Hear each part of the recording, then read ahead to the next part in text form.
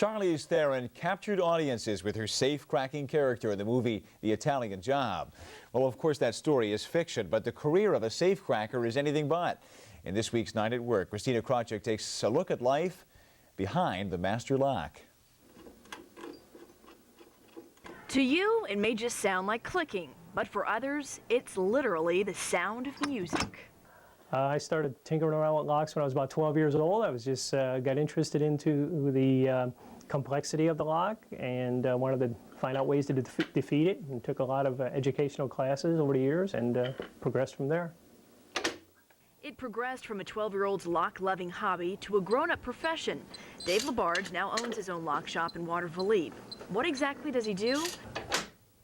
Well, he's a man of many names. You could call him a locksmith, a lock tech, a pick lock, or a safecracker. But whatever the name, the game is always a challenge. When you're manipulating a lock, you're taking advantage of the mechanical tolerances of the lock and making you're using the dial and the dial ring as a reference point. And you're basically progressing the combination. When you determine one number of the combination, you're progressing it from there and picking up the other numbers of the combination to open the lock. Now, if you can't understand that lock jargon, well, join the club. Basically, Dave tells me that the trick to manipulation is 90% sight and feel, and not that hearing with the stethoscope that you see in the movies. And it's this sharp sense that has the big dogs like law enforcement, major banks, and the military barking at his door. And although the calls are impressive, Dave says, well, some days can be downright humbling.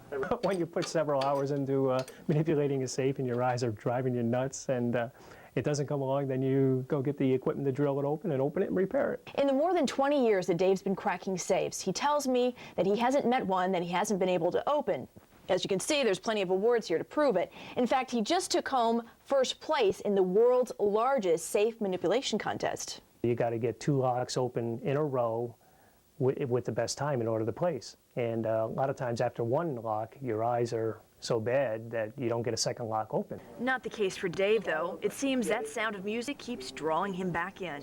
And by the way, Dave is only short a few more than 3 minutes for setting the world's record tick lock time, one he hopes to score in the near future. With 9 at Work, I'm Christina Krawczyk.